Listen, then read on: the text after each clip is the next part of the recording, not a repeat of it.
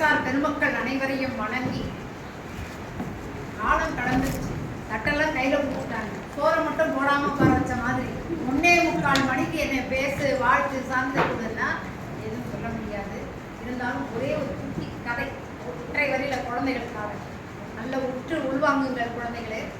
ஒரு உழவன், அதாவது ஒரு வயல்ல வேலை செய்கிறார். வேலை செய்யும் பொழுது அவர் ஏர் உழுது கொண்டு இருக்கும் போது ஒரு கல் ஒன்று கிடைக்குது. அந்த கல் என்ன கல் ஏதுன்னு அவருக்கு தெரியல. அந்த கல்லை கொண்டு அவருக்கு தெரிஞ்ச ஒரு காய்கறி கடையில அவர் கேட்கிறார், இந்த கல் என்ன கல்லா இருக்கும், எனக்கு இதனால ஒரு பயனும் இல்லை, எனக்கு ஏதாவது கூட அப்படின்னு. அந்த கடைக்காரர் அப்படியா, அவன் பயங்கர பிஸியா வேலை பார்த்துக்கிட்டு இருக்கிறான், இந்த நேரத்தில் இந்த கல்லுக்கு மதிப்பு போட்டு என்ன பண்றது, சரி அந்த கல்லை வச்சுட்டு ஒரு கூட கத்திரிக்காயை எடுத்துட்டு போயிரு அப்படின்ட்டா. சரின்னு அவருக்கு அந்த கல்லோட மதிப்பும் தெரியாது, ஒன்றும் தெரியாது, கத்திரிக்காய் வந்தா சந்தோஷம்னு ஒரு கூட கத்திரிக்காய் எடுத்துட்டு போயிடுறாரு, இந்த கல்லை கொடுத்துறாரு. இப்ப இவன்கிட்ட இந்த கல் இருக்கு. இவன் யோசிச்சான், ஐயோ அவருக்கு ஒரு கூட கத்திரிக்காய் கொடுத்தமே, அவ்வளவாவது இந்த கல் வேல்யூபிளா இருக்குமா, நாம இந்த கல்லை எடுத்துன்னு போயிட்டு வேற ஒருத்தர்கிட்ட கேட்கணும். அவனுக்கு தேவை என்ன, ஒரு மளிகை கடைக்கு எடுத்து போய் கொடுத்தான். அவன்கிட்ட காட்டி, இந்த பாருங்க இந்த கல்லை வச்சுட்டு எனக்கு ஏதாவது கொடுங்க அப்படின்னு. உடனே அந்த மளிகை கடைக்காரரு, அப்படியா அதெல்லாம் பார்க்க நேரம் இல்லப்பா, எனக்கு இருக்க வியாபார அவசரத்துல அதை வச்சுட்டு ஒரு மூட்டை அரிசி கொண்டு போ அப்படின்ட்டு. இந்த மளிகை கடைக்காரர் பார்த்தாரு, அவர் கொஞ்சம் விவரமானவர். அவர் யோசிச்சார், இந்த கல்லுக்கு ஏதோ மதிப்புடைய கல்லா தெரியுது, இதை நம்ம மதிப்பு போட்டு பார்ப்போம் அப்படின்னு ஒரு நகைக்கடைக்கு போனார். நகைக்கடைக்காரர்கிட்ட கொண்டு போனார். அந்த கல்லை அந்த நகைக்கடைக்காரர்கிட்ட காட்டினாரு. அவர் வாங்கி இப்படி பார்த்தாரு, மதிப்பு போட நேரம் ஆகும், 1 கோடி ரூபாய் தரேன், இந்த கல்லை வச்சுட்டு போயிடு, இது ஒரு வைரம் தான், என்ன இதை இங்க வச்சுட்டு போயிடு, 1 கோடி தரேன் அப்படின்னாரு. என்ன அவரை பொறுத்த வரைக்கும் ஒரு கோடியா, நம்மால் வாங்கிட்டான் இவ்வளவுக்கா. அப்ப இந்த கல்லை அவர் எடுத்து பார்க்கிறார், இந்த கல்லை வைர வியாபாரிகிட்ட கொண்டு சேர்க்கிறார். 5 கோடி விலை மதிப்புள்ள கல் என்று அங்க சொல்ல, அந்த 5 கோடிக்கான மதிப்பு அந்த கல்லுக்கு கிடைக்கிறது. அப்படியான ஒரு கல்லாகத்தான் நாம் திருக்குறள் நமக்கு கிடைத்திருக்கிறது.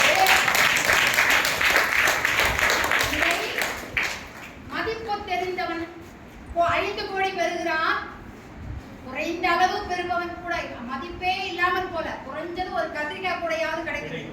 ஒரு கத்திரிக்காய் கூடை, அவனுக்கு தெரிந்த அளவு கத்திரிக்காய் கூடை, அடுத்து ஒருவனுக்கு அரிசி மூட்டை, ஒருவனுக்கு 1 கோடி ரூபாய், ஒருவனுக்கு 5 கோடி ரூபாய் என்று திருக்குறளின் தரமானது அவரவர் பார்வைக்கேற்ப விலை மதிப்பற்றதாக விளங்குகிறது. அதை படித்து பயனுற்று ஏற்றுக்கொள்வது அவரவர் திறனுக்கேற்றது. இதை நான் சொல்லிங்க, பேராசிரியர் ஆசான், மிகப்பெரிய ஆசான் பேராசிரியர் கு. ஞானசம்பந்தம் ஐயா அவங்க சொன்னாங்க, அவங்க சொற்பொழிவிலையோ அல்லது செய்தியிலையோ இதை படிச்சேன், கட்டாயம் இதை நம்ம மக்களுக்கு திருக்குறளின் பெருமைக்கு கொண்டு சேர்க்கணும்னு இந்த அரங்கத்தை பயன்படுத்திக்கிட்டேன்.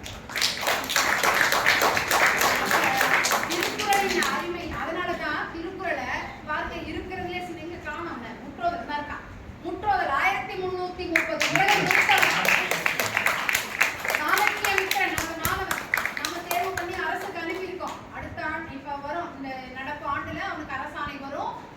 உலக இயன்ற அளவு 100 விழுக்காடு முதல்வரை நேரடியாக வழங்குவார். அதெல்லாம் சொல்ல வரேன், 6ல தான் தொடங்கினேன். இது 80ல் முடிவடைவதில்லை, இடுகாட்டில் சென்று முடிவடையும். யாரு அந்த வயது வரை யார் வேண்டுமானாலும் சுகிக்கக்கூடிய ஆற்றல் இந்த குறள்ல மட்டும்தான். நிறைய சொன்னாங்க, ஒரு குறள் மாதிரியா ஒரு குறளை எடுத்துக்கொண்டு குறைந்தது 1 திங்களுக்கு 1 மாசத்துக்கு, இந்த 1 மாசம் என்ன நடந்தாலும் ஒரு குறள் வழி வாழ்ந்து பார்ப்பேன் பாருங்க, தன்னைத்தானே அறம் பெருகிவிடும், நீங்களே உங்களை மாறிடுவீங்க. ஏன்னா 1 மணி நேரம் தான் நம்ம இந்த ஒரு 2 மணி நேரம் இந்த அரங்கத்துல இருந்தோம். ஒரு பண்பு நம்ம ஏற்றுக்கொள்ள வைக்கிறது என்ன, இப்ப ஐயா ஒரு அரங்கத்துக்கு போனா அவர்கள் மனம் மகிழும் மண்ணும் ஒரு நிறைவா ஏதாவது தரணும், உடனடியா நானும் கொடுக்க முடிவு பண்ணிட்டேன். அவருக்கு ஒரு நோட்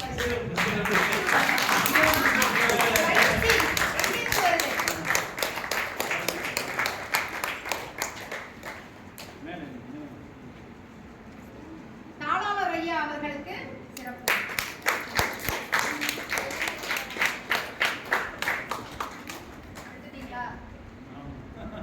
ஏன்னா அவங்க எடுக்கிறாங்க, நம்ம ஆசான் திருக்குறள் ஆசானுக்கு நாங்க அவங்களுக்கு நினைவு பரிசுகள் திருவள்ளுவர் விருதாளர் திரு நித்யானந்த பாரதி ஐயா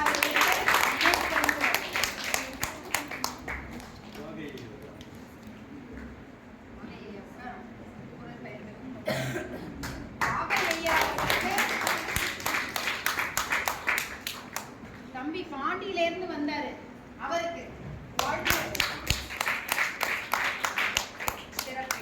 இது மட்டும் இல்ல, எல்லாரையுமே சிறப்பிக்கணும்னு நினைக்கிறேன். இருந்தாலும் இந்த பாருங்க, ஒரு நொடியில ஒரு பண்பை நம்மால் ஏற்றுக்கொள்ள முடிகிறது என்றால் வள்ளுவத்தை நாம தொடர படித்துக் கொள்ள, புரிந்து கொள்ள, வாழ பழகிவிட்டால் நம் வாழ்க்கையின் தரம் எவ்வளவு உயரும். சரியா? பெற்றுக்கொண்ட அனைவருக்கும்